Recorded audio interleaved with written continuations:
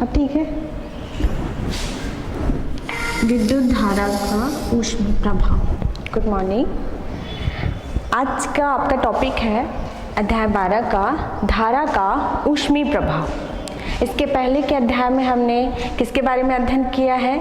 विद्युत धारा का चुंबकीय प्रभाव, जिसमें हमने क्या देखा? चुंबकीय विद्युत धारा प्रवाहित करने पर चालक में आसपास क्या उत्पन्न हो जाता है? चुंबकीय क्षेत्र उत्पन्न हो जाता है। इसके बाद है इसी प्रकार का विद्युत धारा दूसरा प्रभाव प्रदर्शित करता है, धारा का ऊष्मीय प्रभाव। तो धारा का ऊष्मीय प्रभाव का मतलब क्या है? इसका मतलब ये है कि यदि हम चालक में क्या प्रवाहित करते हैं? विद्युत धारा प्रवाहित करते हैं, तो उसमें क्या उत्पन्न हो जाएगा? ऊष्मा उत्पन्न होगा। यही क्या कहलाता है? विद्युत धारा का ऊष्मीय प्रभाव कहलाता है। तो आपका ऊष्मीय प्रभाव, मान लीजिए आपके पास एक चालक है। मान लीजिए आपके पास क्या है? एक चालक हो गया, दो बिंदु हैं, ए बी एक चालक है। इसको हम एक मान लीजिए एक बैटरी से जोड़ देते हैं।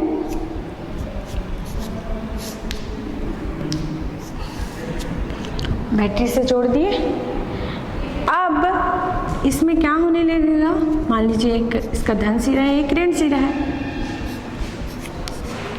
तो जो इलेक्ट्रॉन है, जैसे है आप क्या लगाओगे? विद्युत क्षेत्र लगाओगे, इलेक्ट्रॉन क्या होने लगते हैं? इसमें चालक में धन सिरे की ओर प्रवाहित होने लगता है। इस स्थिति में मान लीजिए यहाँ पर ए बिंदु पर यदि ऊर्जा इसकी Q V A तथा B बिंदु पर इसकी ऊर्जा B Q V B है। यहाँ पर ऊर्जा कितनी है? Q V A तथा यहाँ पर ऊर्जा कितनी है? Q V B है। अतः स्थितिज ऊर्जा में कमी, स्थितिज ऊर्जा में कमी क्या हो जाएगा? धनात्मक विभव पे है, ये कौन से? ऋणात्मक। इसका विभव अधिक होगा, अतः आपका क्या हो जाएगा? स्थितिज ऊर्जा में कमी Q V A minus Q V B। अतः आपका Q कॉमन निकल जाएगा, V A minus V B, या इसको एक साथ अगर लिखें तो V A B। तो इसमें आपका स्थितिज ऊर्जा में जो कमी है Q V A B है, ये जो कमी हो रही है स्थितिज ऊर्जा में कमी, यही चालक में किस रूप में प्रकट हो रही है? ऊर्जा संरक्षण का नियम क्या कहता है हमारा? ऊर्जा संरक्षण का नियम, ऊर्जा जो भी कमी होती है वो क्या होती है? दूसरे रूप में परिरक्षित होती है। इसको क्या है? नष्ट नहीं किया जा सकता। तो इसमें भी क्या होगा? आपका स्थितिज ऊर्जा में जो कमी है वो दूसरे रूप में प्रकट होगी उस चालक में। तो किस रूप में प्रकट होती है? उसमें ऊष्मा के रूप में प्रकट होती है। तो ये आपका क्या कहलाता है? ऊष्मीय प्रभाव। तो परिभाषा के रूप में ले यदि, तो क्या हो जाएगा? यदि हम किसी चालक में विद्युत धारा प्रवाहित करते हैं तो क्या उत्पन्न होती है? उसमें ऊष्मा उत्पन्न होती है। यही विद्युत धारा का ऊष्मीय प्रभाव कहलाता है। अब इसके आधार पर अपन कुछ एग्जाम्पल ले सकते हैं, जैसे कि हम किसमें देखते हैं? हमें कैसे पता चलता है कि धारा में के कारण ऊष्मा उत्पन्न हो रही है? उसका दैनिक जीवन में देखे हो उपयोग किस रूप में देखते हैं? जैसे कि यदि मान लीजिए आप लाइट ऑन करके रखे हो, आपने कुछ देर बाद स्विच ऑफ कर दी, बल्ब को छूते हो तो क्या लगता है? गर्म लगता है। तो उसमें क्या हो रहा है? विद्युत धारा का जो ऊर्जा में कमी हो रही है वो किस रूप में उसमें प्रकट हो रही है? ऊष्मा के रूप में। उसी प्रकार इसका उपयोग भी है। ये तो चलो एक ऊर्जा का हास जो हो रहा है वो ऊष्मा के रूप में प्रकट हो रहा है। इसका उपयोग क्या है? आपका ऊष्मीय प्रभाव का उपयोग भी है दैनिक जीवन में और बहुत ज्यादा उपयोग है। जैसे कि प्रेस, घरों में प्रेस होता है तो उसमें क्या होता है, हम धारा के ऊष्मीय प्रभाव का ही उपयोग करते हैं कपड़ा प्रेस करने के लिए। और क्या है आपका टोस्टर।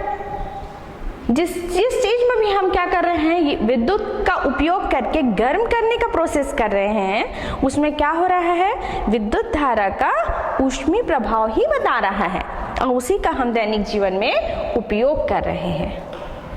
इसी के संबंध में प्रेस्कॉट जूल नामक जो वैज्ञानिक थे, उन्होंने प्रयोग किया और 3 नियम का प्रतिपादन किया।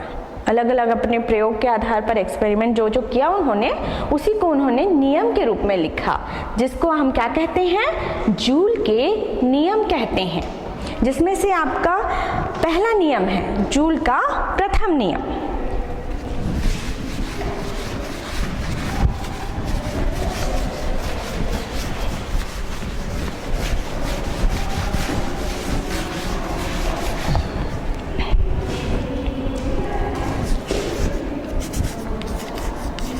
जूल का नियम, जिसमें आपका क्या है, पहला नियम, प्रथम नियम।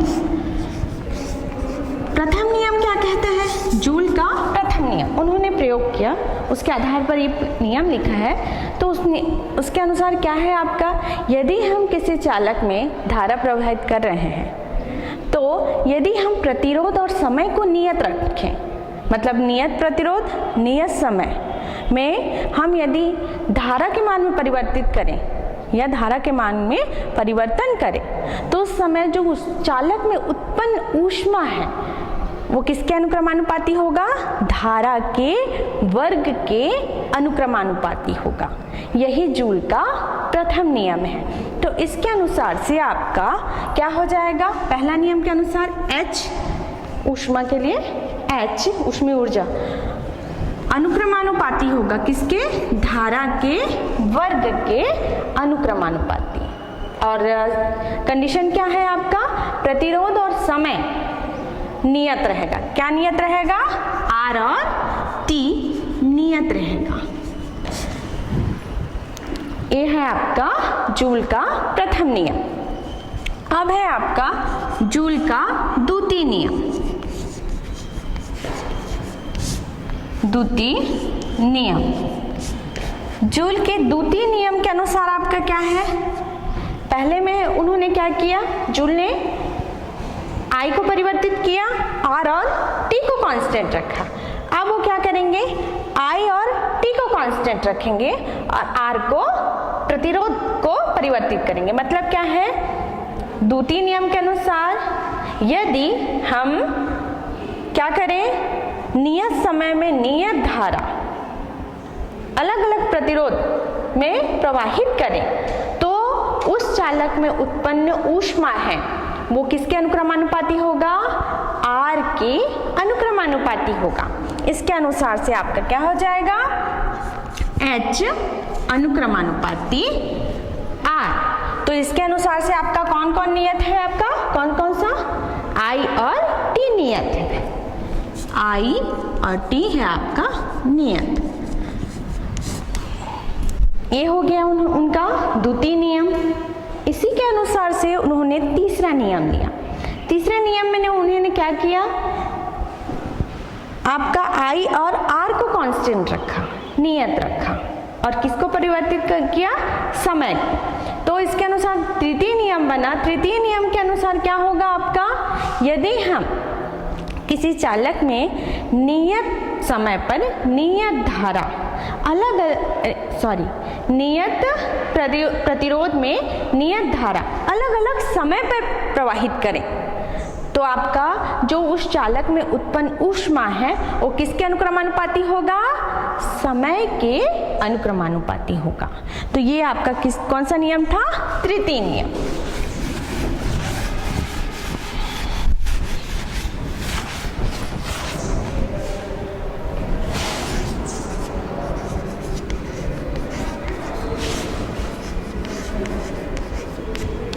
क्या निकला आपका, H अनुक्रमानुपाती T। तो ये 3 नियम थे। इसमें क्या है आपका, कौन कौन सा टर्म कांस्टेंट है, R और ये आपका नियत है। तो ये जूल के 3 नियम हो गए। प्रथम नियम में H अनुक्रमानुपाती I स्क्वायर, दूसरे में H अनुक्रमानुपाती R, और तृतीय नियम के अनुसार क्या हो गया, H अनुक्रमानुपाती T। अब तीनों नियम को मिला दें तो क्या बन जाएगा आपका, H अनुक्रमानुपाती I square R T। ये हो गया आपका। तीनों नियम को मिलाने पर अनुक्रमानुपाती चिन्ह हटाओगे, एक नियतांक लगेगा। मान लीजिए वह नियतांक क्या है आपका, K है, K I square R T। ये हो गया आपका। H इक्वल टू इतना आया। K का मान आप कौन सा मात्रक ले रहे हैं उस पर निर्भर करता है। यदि आप SI मात्रक ले रहे हो उस स्थिति में K का मान 1 होता है। SI मात्रक में क्या हो जाएगा,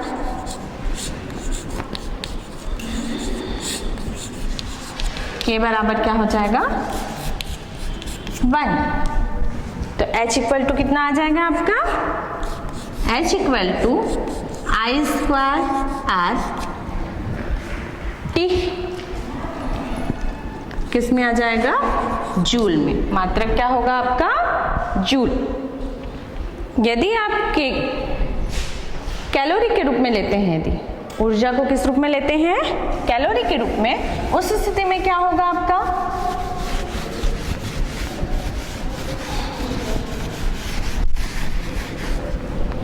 यदि हम व्यवहारिक मात्रक लें किस रूप में, कैलोरी के रूप में, तो उस स्थिति में K का मान होता है 1/J। K का मान क्या होता है, 1/J, जहाँ J क्या है, ऊष्मीय यांत्रिक तुल्यांक कहलाता है। क्या कहलाता है J, ऊष्मीय यांत्रिक तुल्यांक कहलाता है। तथा J का मान कितना होता है, पहले भी देख चुके हैं, 4.2। J का मान कितना होता है, 4.2, 4.2। तो इसका मान रख दें तो आपका क्या आ जाएगा, H equal to I square R T upon क्या हो गया, J। यहाँ क्या आ गया, किस रूप में आ गया, कैलोरी के रूप में। J का मान कितना होता है, 4.2। तो H का मान इतना आ गया। ये हो गया आपका कैलोरी के रूप में।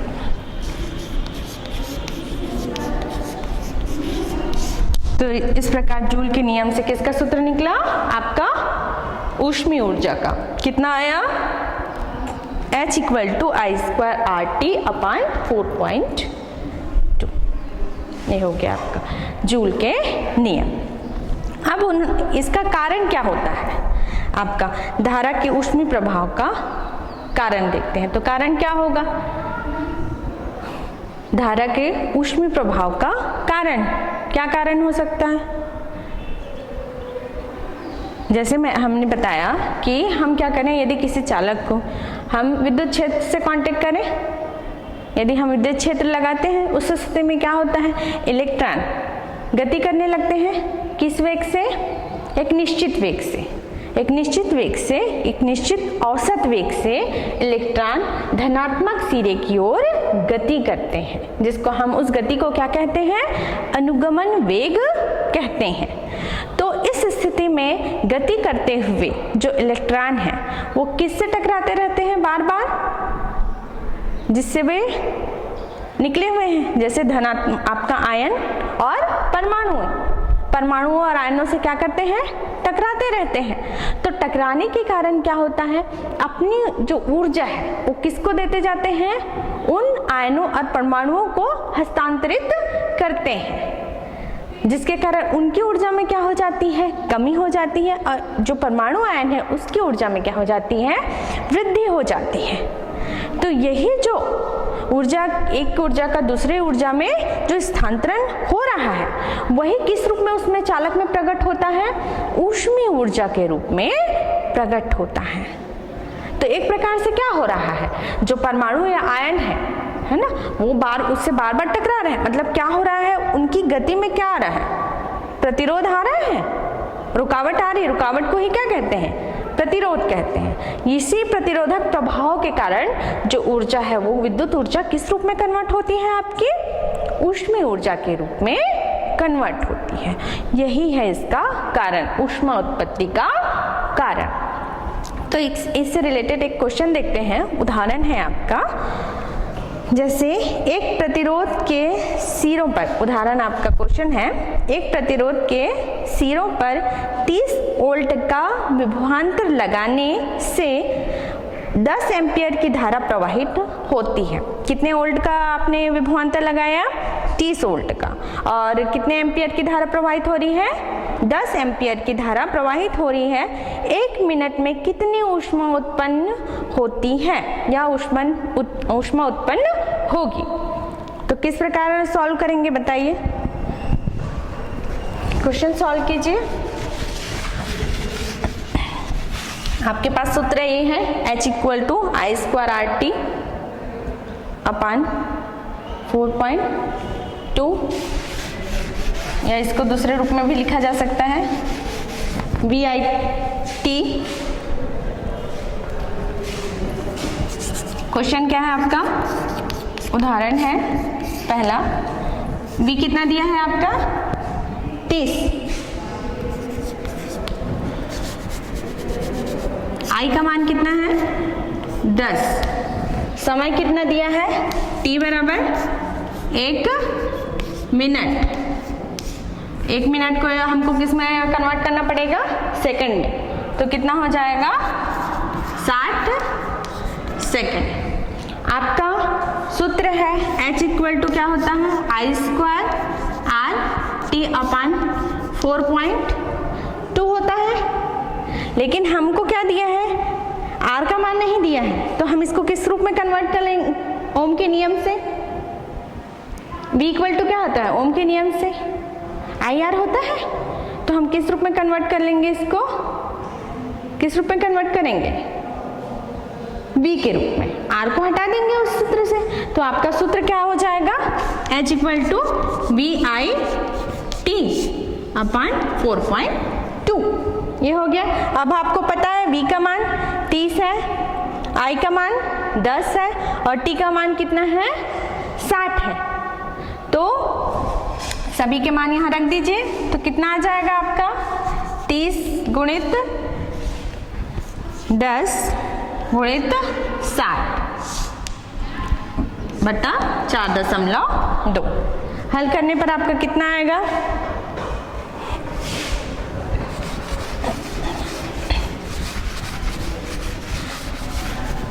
हल करोगे तो कितना आएगा आपका,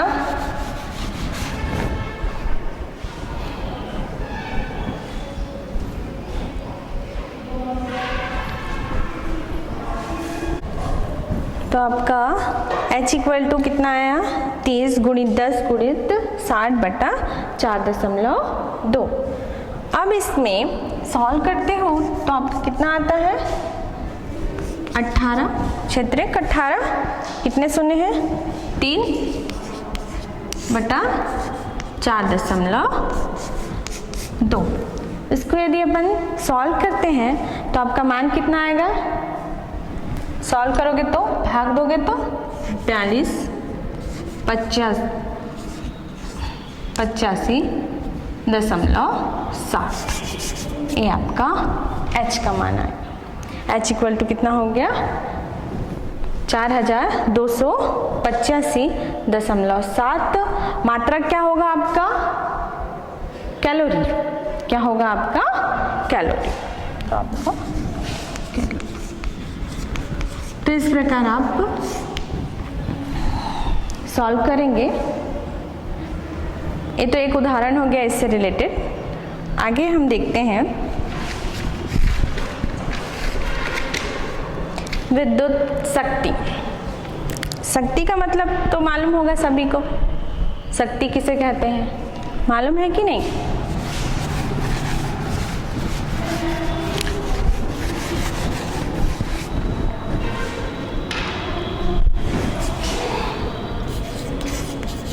विद्युत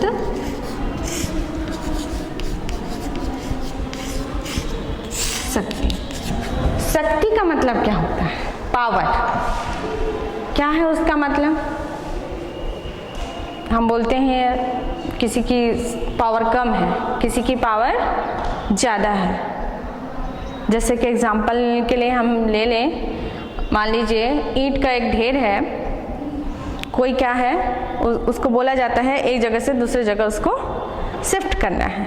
दो व्यक्ति लगा दिए, एक ने क्या कर दिया, कम समय में उस पूरे ईंट को दूसरी जगह शिफ्ट कर दिया, और दूसरे ने किया जरूर उस काम को, लेकिन क्या है, समय अधिक लगाया। तो हम किसकी पावर अधिक मानेंगे?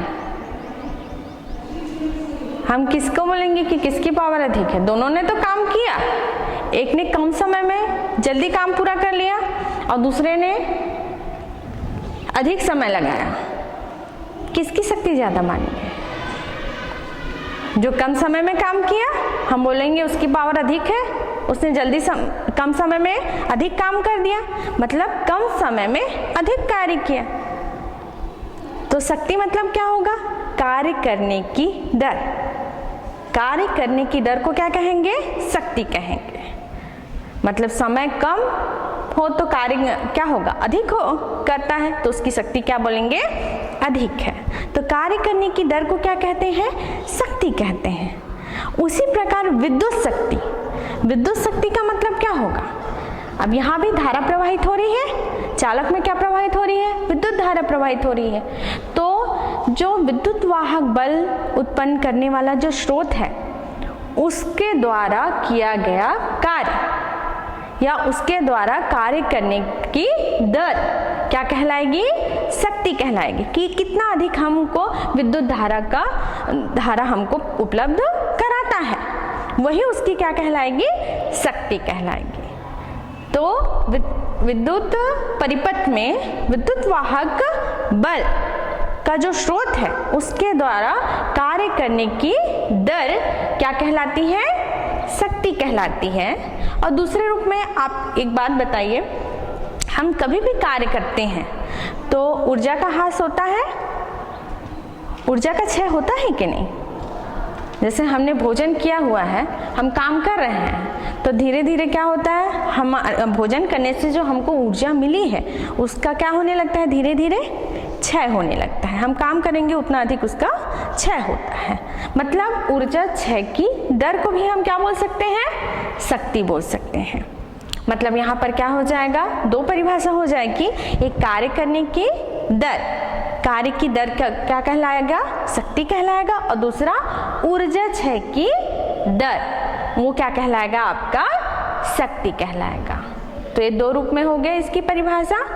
विद्युत वाहक बल के स्रोत द्वारा कार्य करने की दर को शक्ति कहते हैं, या ऊर्जा क्षय, धारा प्रवाहित होने पर जो ऊर्जा का क्षय हो रहा है उसकी दर को भी क्या कहते हैं? शक्ति कहते हैं। तो सूत्र के रूप में आपका क्या आ जाएगा? माना कि किसी चालक में V वोल्ट का विभवांतर लगाने पर T समय में I धारा प्रवाहित हो रही है, I धारा प्रवाहित हो रही है। अतः कार्य W बराबर क्या हो जाएगा? V into I into T। W equal to क्या हो जाएगा आपका? V I T joule. अतः विद्युत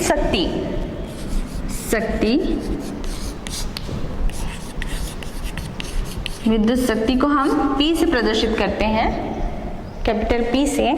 तो P बराबर क्या होगा? कार्य करने की दर, मतलब W अपान T। क्या होगा? W अपान T। तो W का मान रख दें यहाँ पर, तो आपका क्या आ जाएगा?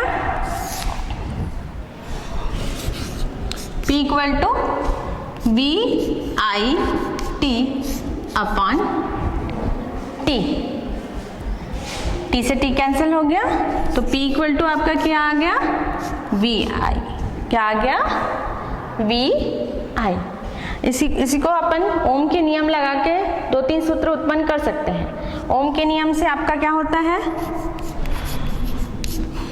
ओम के नियम से V इक्वल टू क्या होता है, आई आर। तो यदि हमको सूत्र किसके रूप में चाहिए, आर और आई के रूप में चाहिए, तो उस स्थिति में आपका क्या हो जाएगा, P इक्वल टू, इसको दे दो समीकरण 1। समीकरण 1 में V इक्वल टू हम यदि आई आर रख दें तो सूत्र क्या बन जाएगा, आई एक है आई स्क्वायर आर, क्या बन जाएगा, आई स्क्वायर आर। ये दूसरे सूत्र हो गया। इसी से कई बार अपन उदाहरण जब सॉल्व करते हैं तो उसमें जरूरत पड़ती है। कई बार हमारे जैसे अभी हमने किया V और I के रूप में था, तो हमने क्या किया, सूत्र को V और I के रूप में कन्वर्ट कर दिया। तो इस प्रकार कर सकते हैं इससे। उसी प्रकार यदि हमको सूत्र किस रूप में चाहिए, आपको केवल यदि I को हटाना है, धारा का मान हटाना है, तो उस स्थिति में क्या हो जाएगा, I इक्वल टू यहाँ से V अपान R हो जाएगा। तो यहाँ क्या बन जाएगा, V स्क्वायर अपान R। क्या बन जाएगा, समीकरण 1 में P equal to V square upon R। ये हो गया तीसरा सूत्र। तो 3 सूत्र हो गए। पहला क्या है, P इक्वल टू वी आई, दूसरा सूत्र आपका है आई स्क्वायर आर, और तीसरा सूत्र है आपका V स्क्वायर अपॉन R। ये 3 सूत्र हो गए।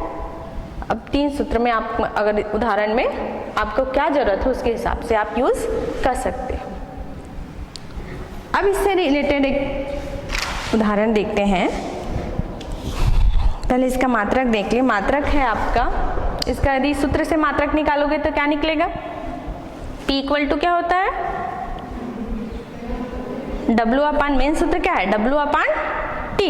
W का मात्रक क्या है, SI मात्रक जूल, और समय का मात्रक सेकेंड। तो क्या बन गया, जूल प्रति सेकेंड। तो शक्ति P का मात्रक क्या हो गया, जूल प्रति सेकेंड। और एक मात्रक अगर लिखें मेन, तो इसका क्या हो जाएगा, वाट। क्या होगा, वाट। विद्युत शक्ति का मात्रक क्या होता है, वाट।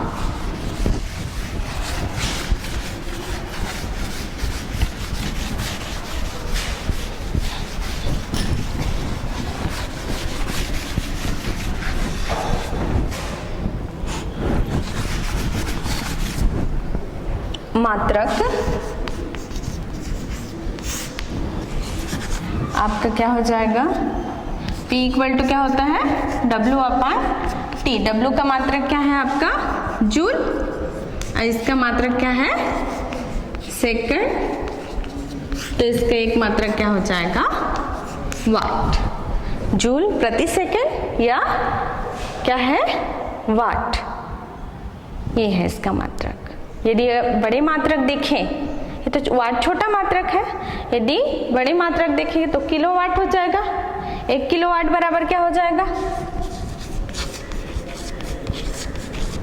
बराबर क्या होगा, 10 की घात 3 वाट। 1 किलोवाट बराबर कितना होता है, 10 की घात 3 वाट। और यदि अपन व्यवहारिक देखें, बड़े यदि औद्योगिक रूप में जो यूज होता है मात्रक, हॉर्स पावर सुने होंगे, बोलते हैं किसी मशीन का पावर कितना हॉर्स पावर में लेते हैं, कितने हॉर्स पावर का है वो मशीन, ऐसे यूज करते हैं कि नहीं। तो हॉर्स पावर वो भी क्या है, शक्ति का ही मात्रक है। तो 1 horsepower HP equal to क्या कहते हैं, कितना होता है, 746 वाट। कितना होता है, 746 वाट होता है। 1 हॉर्स पावर इक्वल टू 746 वाट। तो ये क्या है, इसके शक्ति के मात्रा। इसके आधार पर एक उदाहरण दिया हुआ है, देखते हैं। जैसे एक विद्युत बल्ब 200 वोल्ट के स्रोत पर जलाया जाता है। कितने वोल्ट के स्रोत पर जलाया जाता है? 200, तथा इसका प्रतिरोध 400 ओम है। विद्युत शक्ति की गणना कीजिए। कितने वाट का है बताइए। आपको क्या करना है? बल्ब का पावर बताना है, कितने पावर का है बताइए। कैसे निकालोगे? कैसे निकालोगे? पहले देखिए क्या दिया हुआ है प्रश्न में, आपको क्या दिया हुआ है। क्या है आपका? V का मान दिया है। V का मान कितना दिया है? कितने वोल्ट का विभवांतर है? 200 दिया है। दूसरा आपका किसका मान दिया है? प्रतिरोध का मान दिया है। कितना है प्रतिरोध? परिपथ का प्रतिरोध कितना है? R इक्वल टू आपको मान कितना दिया है? 400 ओम। कितना दिया है? 400 ओम। तो आपको किसका मान निकालना है? P का मान। P का मान आपको निकालना है। तो सूत्र में आप अब देखिए, आपके पास 3 सूत्र है। पहला सूत्र किस रूप में है? I स्क्वायर R के रूप में है, लेकिन I का मान यहाँ दिया है क्या? नहीं दिया हुआ है। दूसरा सूत्र आपका किस रूप में है? V और I के रूप में है। V और I के रूप में है, तो बताइए यहाँ I का मान दिया है? नहीं दिया है। तीसरा सूत्र किस रूप में है? V और R के रूप में है, तो V और R के मान दिए हुए हैं यहाँ पे, तो हम किसका उपयोग करेंगे? तीसरे सूत्र का। तो P इक्वल टू कितना होता है? V square upon R। तो यहाँ V का मान कितना दिया है? 200 का वर्ग, और R का मान कितना दिया है? 400। सॉल्व करोगे तो कितना आएगा आपका? P इक्वल टू कितना आ जाएगा आपका?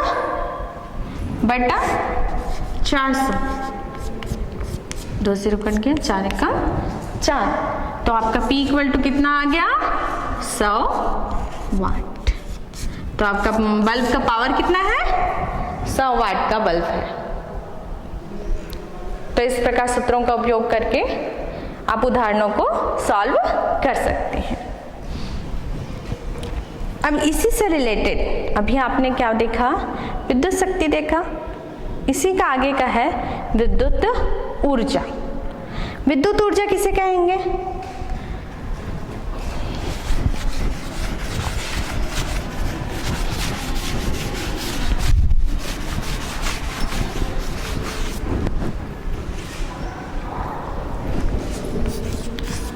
विद्युत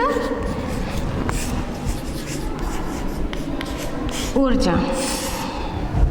विद्युत ऊर्जा क्या है आपका? यदि किसी परिपथ में धारा प्रवाहित हो रही है, तो धारा प्रवाह में जो ऊर्जा का क्षय हो रहा है, अभी जो विद्युत शक्ति में मैंने क्या बताया? कार्य करने की दर या ऊर्जा क्षय की दर क्या कहलाती है? शक्ति कहलाती है। तो जो ऊर्जा क्षय हो रहा है वही क्या कहलाता है? आपका विद्युत ऊर्जा कहलाता है। मतलब किसी परिपथ में धारा प्रवाहित करने पर ऊर्जा का क्षय क्या कहलाता है? आपका विद्युत ऊर्जा कहलाता है। तो विद्युत ऊर्जा का सूत्र है आपका, विद्युत ऊर्जा यदि E हो तो E इक्वल टू क्या हो जाएगा आपका?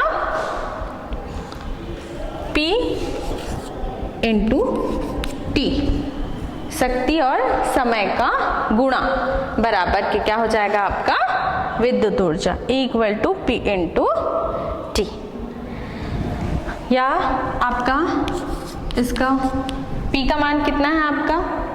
3 सूत्र है, आप किसी को भी लगा सकते हैं। जैसे मान लीजिए हमने P इक्वल टू क्या लगाया? PI। तो क्या हो जाएगा आपका सूत्र? VI T। आपका सूत्र क्या बन गया? P equal to VI T। या दूसरा सूत्र लगाएंगे तो क्या हो जाएगा? V स्क्वायर T अपान R, ये हो जाएगा। और एक और सूत्र है I और R के रूप में, उसको लगाएंगे तो क्या हो जाएगा? I square R T। तो ये हो गए आपके 3 सूत्र। इसका मात्रक, विद्युत ऊर्जा का मात्रक क्या होगा? पहले तो सिंपल मात्रक बताइए क्या होगा।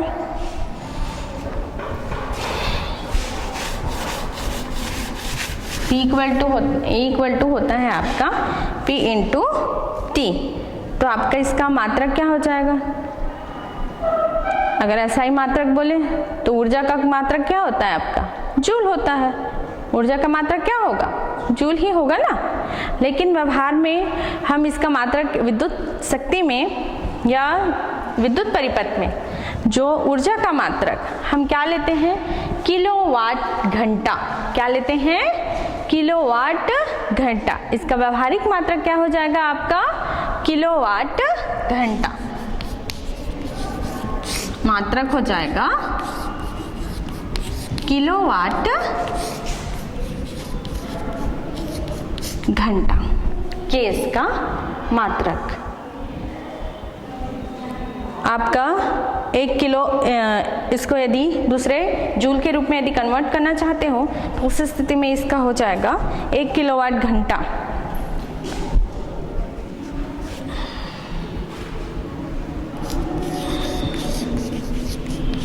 वाट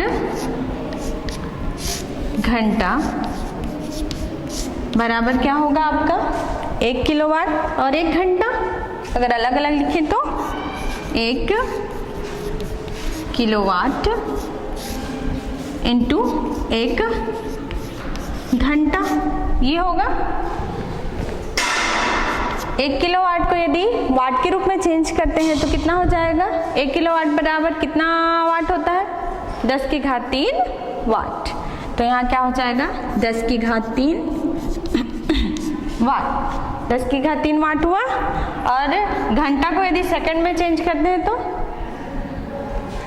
कितना होगा, घंटा को हमको सेकंड में चेंज करना है। 1 घंटा में कितना मिनट होता है, 60 मिनट। और आपका 1 मिनट में कितना सेकंड होता है, 60 सेकंड।